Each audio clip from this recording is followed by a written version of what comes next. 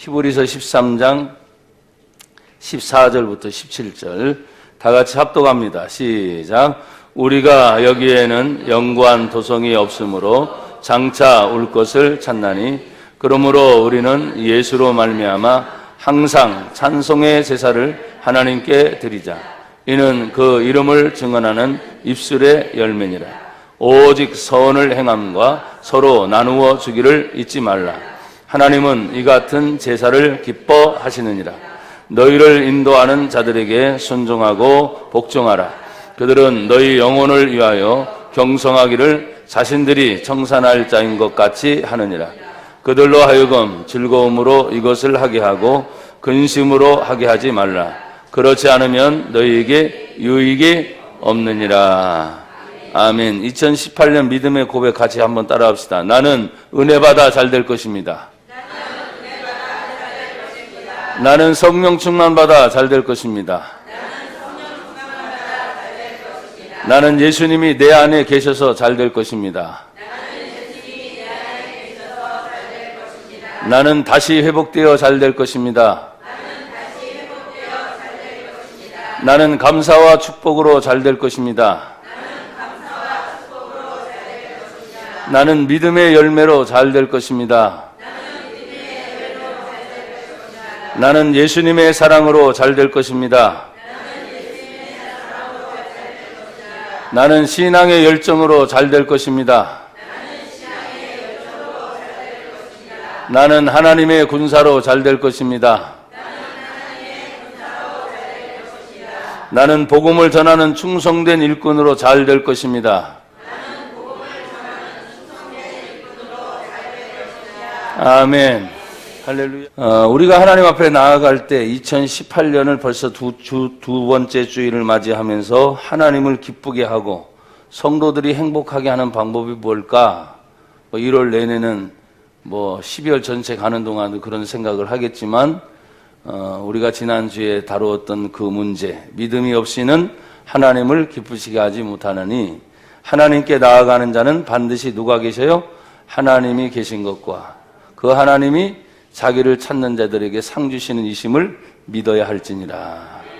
그래서 그 믿음에 대한 문제를 우리가 좀 생각을 했어요. 오늘 두 번째는 우리가 하나님을 기쁘시게 하는 방법이 뭐냐? 오늘 성경 본문에 여러분 이렇게 나와 있지요. 오늘 16절 같이 합독해서 한 번 더 읽습니다. 시작.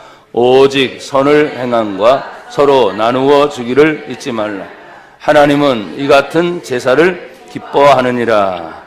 아멘. 하나님이 기뻐하시는 제사, 오늘날로 말하면 예배가 있다는 것입니다. 나는 저와 여러분이 하나님이 기뻐하시는 예배의 삶을 살기를 주의 이름으로 축복합니다. 요한복음 4장에 보면 하나님께 참으로 예배하는 자들은, 그러니까 예배가 참 예배가 있고 거짓 예배가 있어요. 하나님이 받으시는 예배가 있고 받지 않는 예배가 있습니다. 많은 사람들은 착각합니다. 앞을 보세요. 앞을 보시라고. 제가 뭘 보라고 할 때만 보고. 그러시면서 여러분들, 우리가 생각할 때 하나님께서 예수님의 이름으로 모든 걸 하면 다 된다. 우리는 그렇게 배워왔죠. 틀린 말은 아닙니다. 근데 여러분 보십시오. 예수님의 이름을 사용한다고 해서 전부 그렇게 될 것인가? 여러분, 말과 행동이 다르면 역사가 일어나지 않습니다. 여러분이 그렇게 말을 하면 그 말한 대로 행동해야 그런 역사가 일어납니다. 요한복음 1장 12절에 영접하는 자, 곧 그 이름을 믿는 자 등에 하나님의 자녀가 되는 권세를 주셨다. 하나님의 자녀가 됐다고 사람들은 좋아합니다.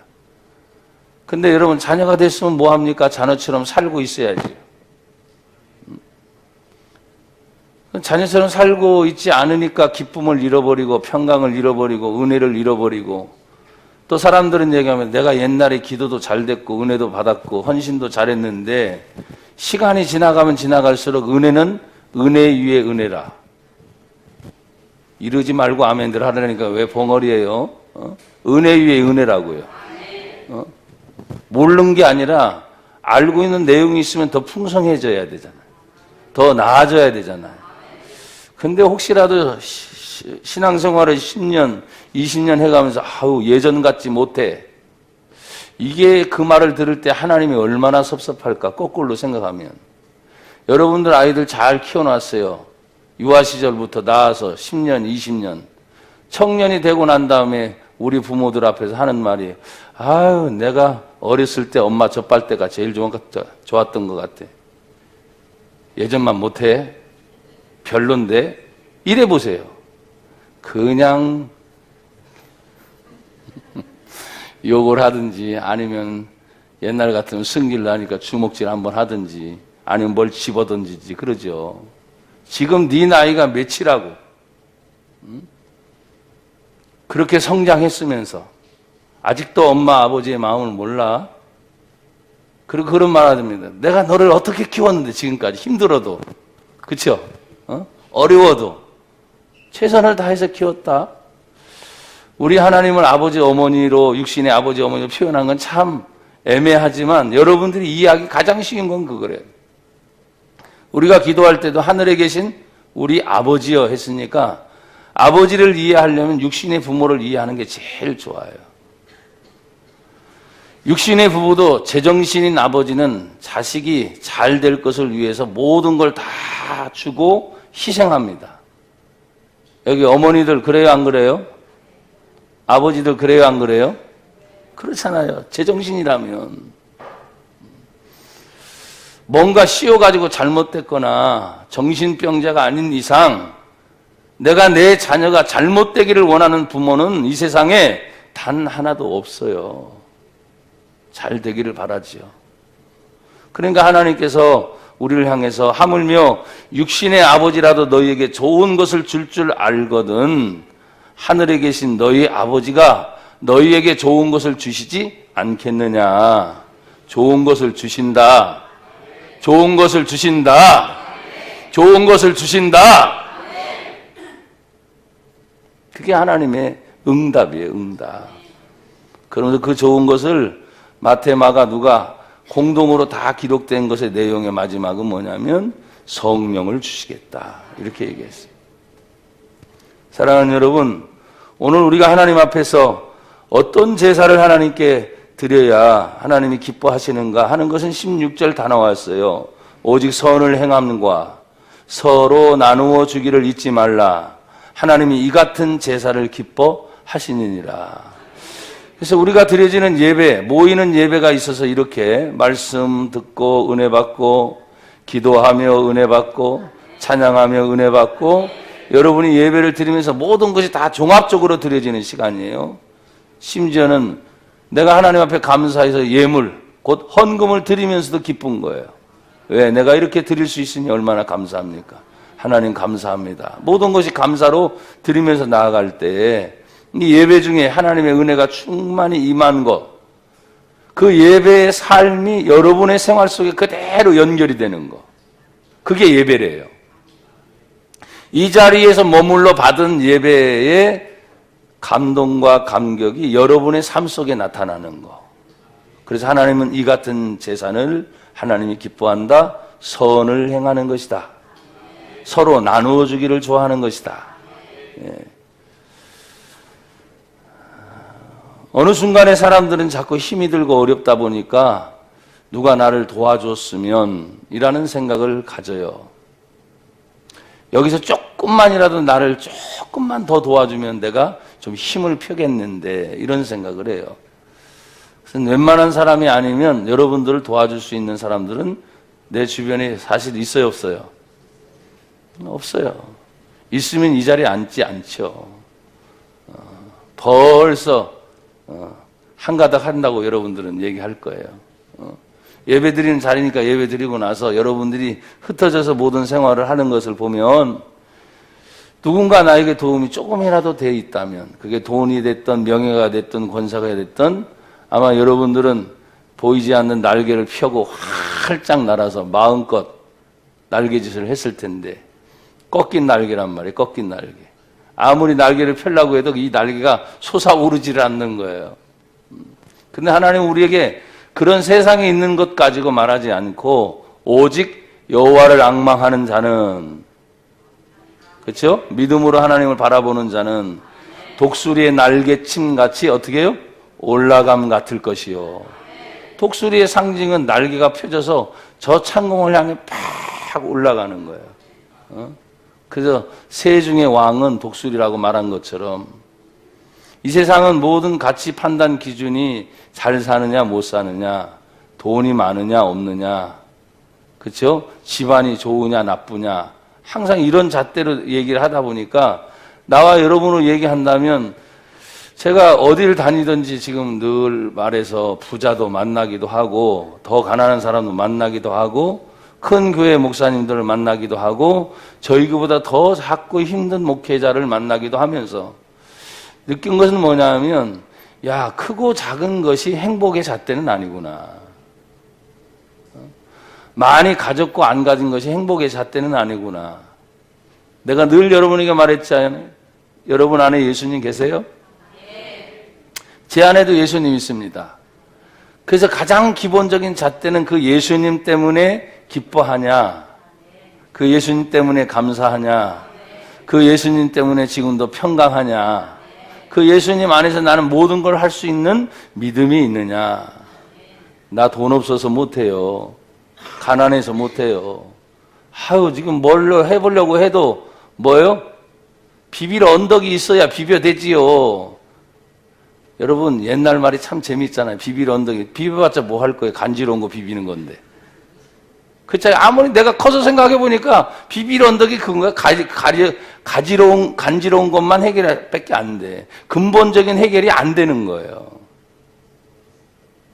크고 나니까 그런 생각이 들더라고요. 그래서 저도 청소년 때, 청년 때, 그래, 비빌 언덕이 있으면 좋겠다. 우리 부모가 좀 더 잘 살았으면, 우리 친척들이 좀 더 잘 살았으면 했는데, 보니까 근본적인 해결은 안 되는 거예요. 여러분, 성경의 근본이 무엇입니까? 예수의 생명이 근본입니다.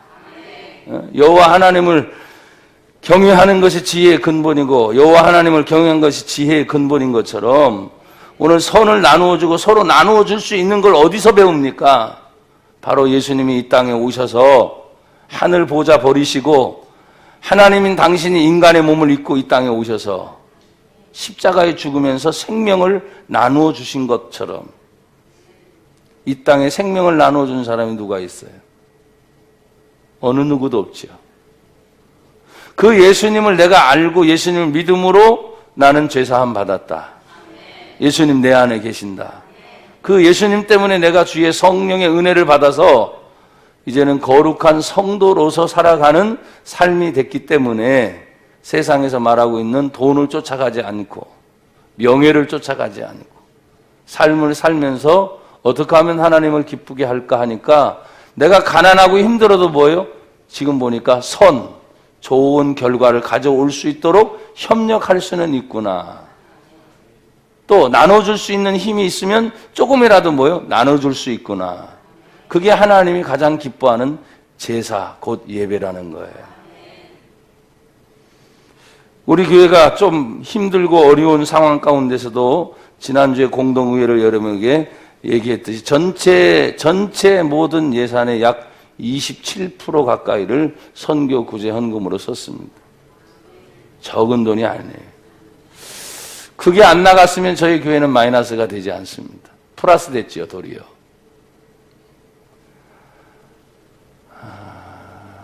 근데 플러스가 된다고 해서 또 많은 돈을 또 남기냐? 그렇지는 않은 것 같아요. 사람이 생각하는 그런 개념인데 많은 것을 남겨서 또 뭐 할 건가 생각을 해보면 그래 5년, 10년 아니면 20년 멀리 모아서 그때 큰 일을 해야지. 또 집을 사야지. 이런 얘기를 많이 하잖아요. 근데 우리나라는 땅값이 더 빨리 오르는 거예요. 10년 뒤에는 그 돈이 안 맞는 거예요. 그러니까 빨리 쓰는 게 나아요. 그렇잖아요? 20년 뒤에는 기껏 모아봤자 세상의 물가 가치가 너무 뛴 거예요. 나는 간절히. 그러니까 요 사이에 20, 30대가 진짜 청와대 민원을 올려서 가상화폐에 대한 비트코인에 대한 얘기를 하면서 10몇몇 명이 막 투서를 집어넣으니까 깜짝 놀란 거예요.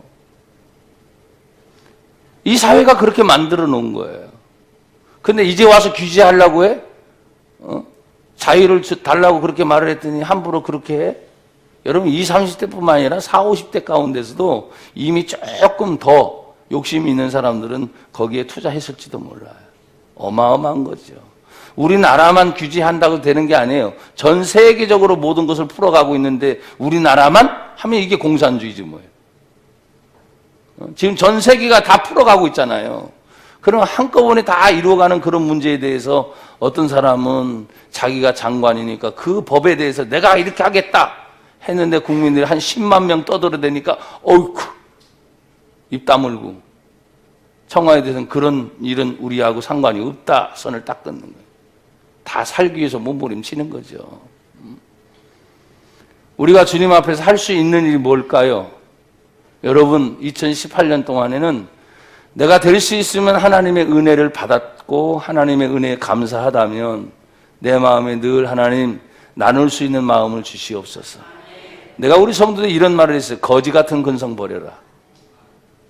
거지는 자꾸 다고 뭘 주세요 하는데 내가 지금 생각해 보면 그래도 내가 돈 가지고 가서 사 먹을 수 있는 거, 내가 뭘 할 수 있는 거 진짜 거지면 못해요. 사 먹을 수 있는 시간도 안 되고요. 어디 가서 그걸 누릴 수 있는 시간 자체가 안 돼요. 그런데 어쨌든 힘들어도 내가 가서 사 먹을 수 있고 내가 가서 뭘 할 수 있고 이런 자체가 여러분들은 이미 할 수 있는 능력이 된 거예요. 거기에 조금만 더 선교하는데, 조금만 더 구제하는데, 조금만 더 나보다 더 어려운 사람을 향해서 할 수 있는 마음을 여러분이 가지라 이 말이에요. 목사님은 날마다 저 소리를 하도 해가지고 우리 가정 형편이 어쩐지 몰라. 알아요. 안다고요. 근데 내가 늘 말했습니다. 돈 문제가 풀리려면 돈에서 여러분 해방되세요. 그 돈 있어도 살고 없어도 삽니다. 여러분 앞에서. 지금 예배를 드리는 가운데 예배를 드리는데 뭐 찬송을 해라 기도해라 뭐 이런 것보다는 하나님이 기뻐하는 제사는 여러분 13장 전체 1절로 보고 마지막까지 보면은 관계성에 대한 문제를 쫙 얘기했어요. 형제 대접하는 문제부터 13장 1절에 딱 등장하고 있습니다. 부지 중에 천사가 찾아와 가지고 하나님 앞에서 영광을 돌린 아브라함의 얘기까지 쫙 얘기 있습니다. 그러면서 이 중간에 이 말씀이 딱 들어가 있는 거예요. 하나님이 정말 기뻐하는 예배가 뭐냐? 우리가 주일날처럼 이렇게 모이는 예배도 있지만 더 중요한 것은 여러분이 흩어져서 일주일 동안, 일주일에 한 번 예배 드리잖아요, 주일날. 근데 일주일 동안 내가 가정에서, 직장에서, 사회에서 여러분이 하는 사람들을 만나는 그 현장의 자리에서 예배의 마음이 살아있기를 다시 한번 축복합니다. 여기 모임의 예배, 모임의 예배. 그러면 흩어져서 만나는 수많은 사람들을 향해서 어떤 마음을 가져야 되는가? 내가 은혜 받았을 때 이 모임의 예배에서 은혜 받았고 하나님 앞에 감사하니까 내 삶 속에서 어떻게 해야 되느냐? 하나님 나를 통해 나누어 주기를 원합니다. 그러니까 때로는 돈이 필요한 거예요. 그래서 부자가 되기를 원한다면 그 축복을 받을 비결이 바로 거기에 있어요. 내가 잘 되는 이유는 하나님 나를 위한 것이 아니고 더 많은 사람들에게 나눠주고 더 많은 사람들에게 하나님의 영광을 위해서 주의 이름으로 내가 주기를 원합니다. 그래, 내가 너에게 돈을 주겠다. 내가 너에게 명예를 주겠다. 내가 너에게 권세를 주겠다. 아멘 한 사람 하나도 없어. 되지 마세요. 되지 마라. 그냥 그렇게 사세요. 늘. 다고다고. 그래서 제가 우리 성도들이 요사에 안 쓰는 말이 있잖아요. 옛날에 거지 같은 근성 버리라 참 많이 썼어요. 요즘에 잘 안 써요. 왜 그런지 알아요? 여러분의 형편들이 상당히 나아졌기 때문이에요. 여러분들은 잘 모를 거야. 지금 힘들고 어려운데 아니 다시 점검해 보세요. 옛날보다 못한 형편으로 떨어지는 사람들 그러면 하나님 앞에 다시 기도하세요. 여러분 더 나아지게끔 하나님이 여호와 이레라며 나아지게끔 가게 하실 거 아니에요. 자녀들도 성장하고 있잖아요. 역사는 절대로 뒤로 물러가지 않는다고 말했거든요. 성장해가면서 하나님 앞에서 뭔가 나아지도록 계속 가야 돼요. 내가 우리 재정부에서 우리 성도들 담임 목사부터 시작해서 우리 성도들 전체 헌금한 액수 명단을 딱 받고 깜짝 놀랐습니다. 그렇지. 그래도 하나님께서 하나님의 교회를 이렇게 운영해 가고 있는 그 은혜를 생각하면 하나님 감사합니다. 여러분 스스로 아실 거예요. 그러면서 돈 문제, 환경 문제, 글쎄요. 저는 하나님 앞에서 제 나름대로 너무 힘든 물질적 고통을 저 자신이 겪어봤기 때문에 얼마나 힘든지를 알아요. 나는 2018년에 여러분들이 한 헌금의 액수를 가지고 평가하는 건 아니지만 나는 여러분들이 물질의 복이 임하기를 축복해요. 부들부들 떨려가지고 헌금도 못할 정도가 된다면 이게 하나님을 믿는 믿음의 성도의 모습은 아니기 때문이에요. 나는 여러분이 계산하지 않기를 바라고 또 어떤 일을 하더라도 마음의 즐거움으로, 그래서 저는 말했잖아요. 액수가 중요한 게 아니라 기도하면서 여러분 하나님 앞에 늘 기도하는 마음으로 해라. 그래서 성도는 11조는 기본이다. 그렇잖아요?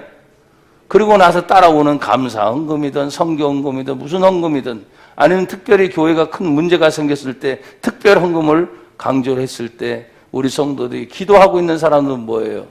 거기에 물질이 동참이 되는 거예요. 내가 또 여러분에게 헌금을 강조했다고 착각하지 마세요. 나는 누차 말합니다. 여러분이 정말 다급해서 우리 성도들이 못하면 하나님 외부에서 당신의 교회를 세워가려면 외부에서도 하나님 역사한다고 했잖아요. 그걸 증명하고 여러분들이 보셨잖아요. 그렇습니다. 우리가 주님의 일을 하면서 선을 행하려면 내가 뭔가 있어야 나누는 거 아니에요. 나눠주려고 하도 마찬가지잖아요. 그러니까 여러분이 이 물질의 문제를 통과하지 않으면 안 되는 거예요. 여러분, 이 물질이 구약 성경에서 무엇입니까? 재물입니다. 여러분, 구약 성경에 어떤 제사였던 재물이 없는 제사가 있었어요, 없었어요? 없었어요. 어떤 사람은 황소를 드립니다. 오늘날로 말하면 700~800만 원짜리죠. 어떤 사람은 양을 드립니다. 염소를 드립니다. 이게 형편이 안 되니까 말을 합니다. 살아있는 집비둘기를 드립니다. 좀 줄어드는 거죠. 그 형편도 안 돼. 그러니까 자기가 먹고 있는 곡식 중에서 드리는 겁니다. 무슨 얘기인지 아시겠어요? 그러니까 하나님 앞에서 어떤 제사였든지 재물이 없으면 하나님의 불의 응답이 없었기 때문입니다. 하나님이 그 사람이 나갈 때 드려진 제단의 재물 위에 하나님이 불을 내리시고 그에게 응답을 주셨기 때문에 그 구약의 정신은 신약에도 똑같이 살아있습니다. 오늘날 많은 사람들이 유튜브라든지 인터넷이라든지 11조 얘기, 구약이, 여러분 구약이 없이 어떻게 신약이 존재합니까? 그렇잖아요. 별 희한한 얘기들 막 올려놓은 것들 볼 때 거기에 또 동감하는 사람도 많다 그래. 여러분 그러지 마세요. 성경에 예수님이 내가 구약에 있는 모든 율법의 완성이라고 말씀을 하시잖아요. 그러면 그 완성의 마지막은 뭡니까? 사랑은 율법의 완성이다. 여러분 거기에 액수가 있습니까? 사랑의 액수가 있어요? 여러분 진짜 누군가 사랑해 보십시오. 내 생명을 다 주어도 진짜 사랑하는 그 사람한테 아깝지 않죠? 어떻게 보면 더 많아진 거예요. 진짜 사랑하니까 뭐가 됐든 기준이 없어진 게 기준이. 더 커진 거란 말이에요. 근데 사람들은 말해요. 야, 왜 옛날 얘기, 성경의 구약의 얘기 나오고 제사 얘기하면서 우리를 힘들게 만드냐. 에휴, 어떻게 그런 사람들이 예수님의 십자가의 은총을 받을 수 있습니까? 나는요, 더 커졌다고 봐요. 오늘 아멘들이 절대 안 되는구만. 더 커졌다니까요. 아니, 내 것 전체가 다 하나님 건데, 늘 생각해 보세요.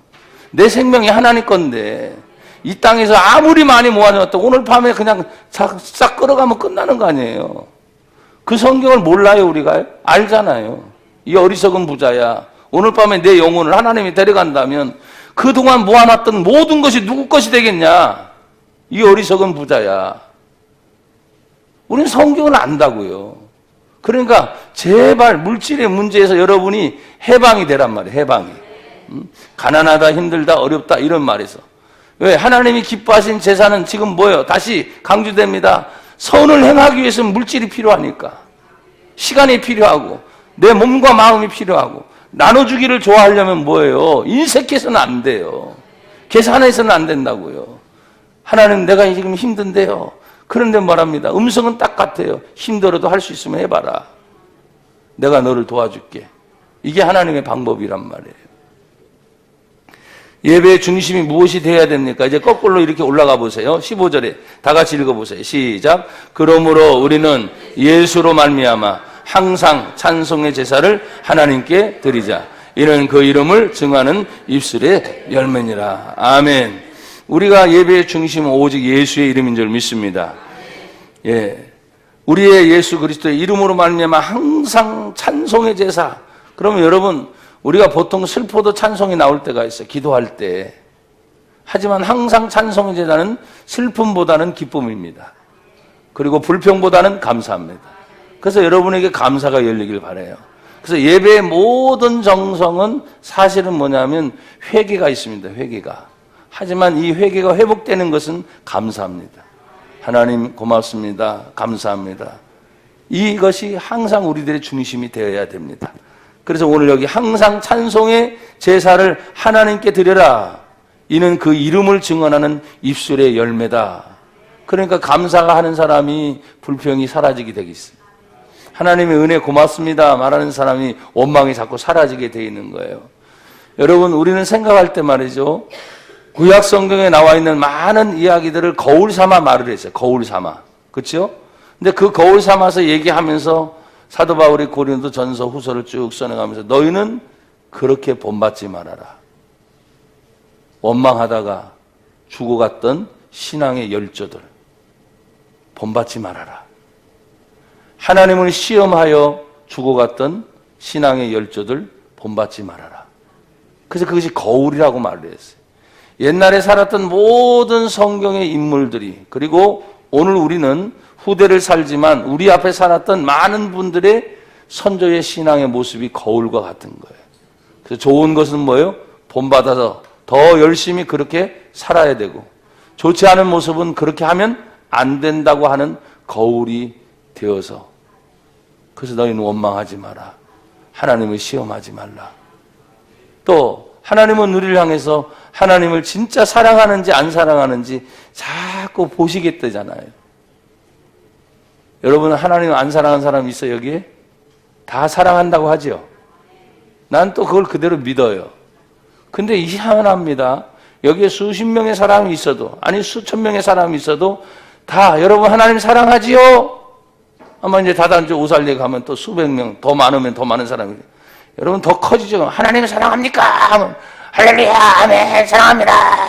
그럴 거예요. 그래도 목소리 작습니다. 다시 한번 하나님을 사랑합니까? 아멘. 그럴 거예요. 지금 그려집니다. 한 두 주 후에가 모습이 그려지는데 보십시오. 다 사랑한다고 해도 그 다음에 행동은 다 똑같지는 않은 거예요. 말은 여기저기서 아멘 했어도 그 아멘에 따른 모습이나 생활이나 믿음의 척도라 그럴까요? 다 똑같지는 않다는 거예요.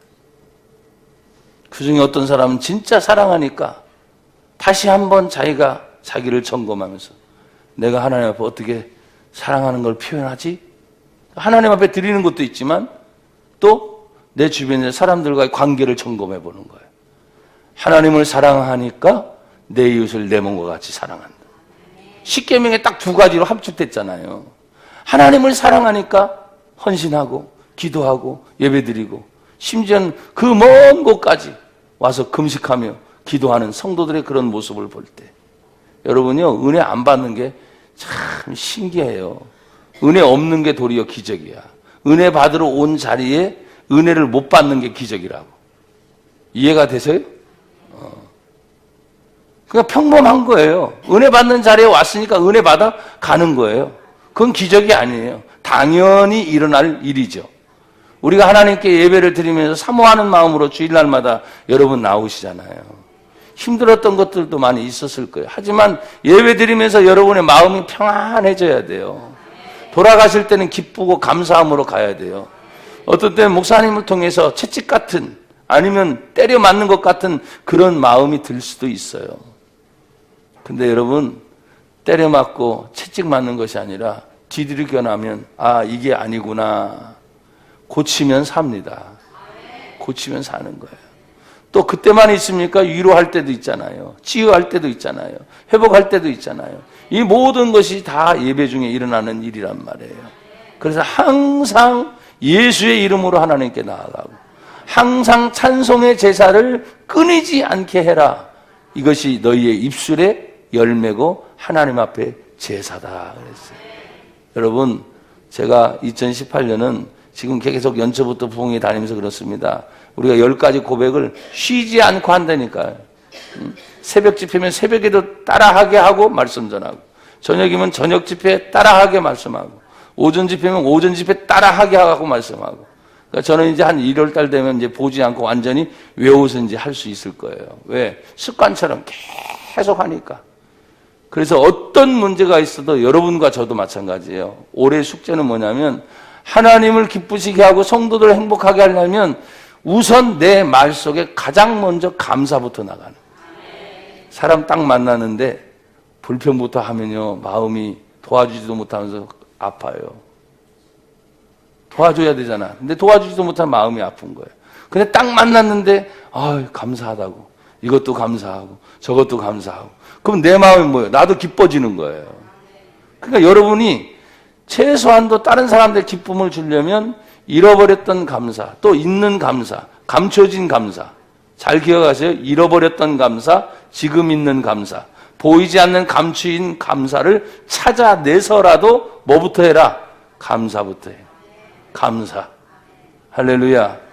여러분, 감사로 승리하셔야 돼요.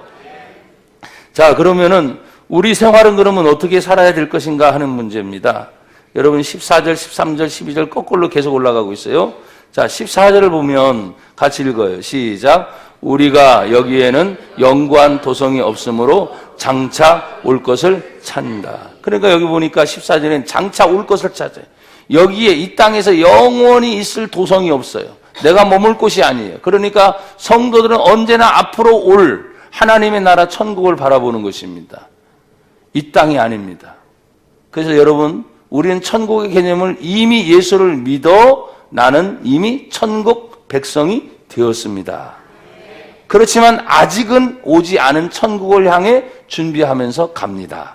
그래서 천국의 개념이 이미의 천국이 있고 아직의 천국이 있어요. 그러니까 예수를 믿었으니 천국이 여기 있다 저기 있다 말하지 마라. 이미 너희 안에 천국이 이루어졌느니라. 이미 나는 천국 백성이 됐습니다. 그래서 여러분이 살아가는 거예요.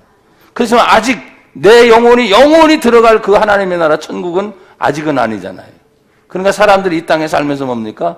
영구한 도성이 이 세상에는 없기 때문에 장차 올 것을 찾고 가는 사람. 그래, 세상에 미련이 있어요? 없어요. 그럼 세상에 기대감? 없어요. 그럼 뭐가 기대냐? 뜻이 하늘에서 이루어진 것처럼 이 땅에서도 이루어지게 하옵소서. 하나님의 뜻이 이루어지는 거예요. 그럼 누굴 통해 이루어집니까? 이 땅이 아니에요. 믿는 성도 한 분 한 분을 통해서 하나님의 뜻이 이루어지는 겁니다. 그래서 내가 성도로서 사는 거예요. 성도. 내가 목사로서. 내가 어딜 가든지, 내가 일을 할 때도, 또 돈을 벌 때도 다 마찬가지예요. 왜 돈을 벌어야 되는가? 하나님의 영광을 위해서. 왜 공부해야 되는가? 하나님의 영광을 위해서. 내가 왜 일을 해야 되는가? 하나님의 영광을 위해서. 이 목적이 분명한 사람들은 간혹 똑같잖아요. 생활의 현장에서 일을 하다 보니까 사람들이 당하는 취급이 똑같아요. 급여 문제에 싸움이 있어요. 노사 간의 갈등이 있어요. 사회적인 갈등이 있어요. 그 직장의 문제에 있어서 위아래 사람들의 갈등이 있어요. 또 일하면서 이 직업이 내가 맞나 안 맞나 이런 것들이 많이 있어. 다 겪는 문제인데 믿는 성도기 때문에 다른 이유가 뭐예요? 하나님, 만약에 이 직장이 맞지 않는다면 하나님이 원하시는 장소로 나를 옮겨주십시오. 기도하면서도 여러분 그 자리에서 최선을 다하는 거예요. 마음에 안 든다고 금방 하는 게 아니에요. 여러분, 누구를 믿는다고 했어요? 장차 올 것을 찾는다는 것은 미래성입니다. 지금을 보는 게 아니에요. 앞을 바라보는 겁니다. 두 번째는 여기 뭡니까? 13절에 이렇게 말했습니다. 13절, 그런즉 우리도 그의 치욕을 짊어지고 어디로 가요? 영문 밖으로 그에게 나아가자. 치욕. 예수님이 십자가를 짊고 영문 밖으로 갔어요. 그 영문 밖에 뭡니까? 십자가의 죽음의 장소입니다. 그러니까 예수님이 성 안에 있는 것이 아니라 살인자와 죄인들을 죽이는 장소는 성 안에서 죽이지 않았어요. 멀리 성 밖에서, 그렇죠? 골고다 해골이라는 그 언덕에서 사람들이 바라보는 데서 비웃음과 창피와 더러움 속에서 예수님이 죽어가는 것을 여러분 생각하셔야 돼요. 우리는 세상 사람으로부터 성 안에서 환호받고 사람들이 인정해주면서 살기를 원하지만 사실은 예수님은 성 밖에서 치욕을 짊어지고 가셨어요. 사람들의 조롱소리를 들어가며 죽어갑니다. 근데 예수님이 성 안이 아니라 성 밖에 있었다는 거예요. 여러분, 누구도 알아주지 않는 장소이지만 기억하십시오. 우리가 믿는 예수님이 만약에 거기에 계시다면, 나와 여러분이 찾는 분이 예수님이 성밖 골고다 해골이라는 그 언덕에 계시다면 여러분 성을 향해 갈 거예요? 예수님이 계신 곳을 갈 거예요?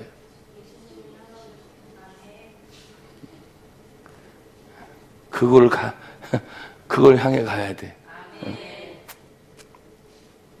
예수님께로 나아가는 사람들.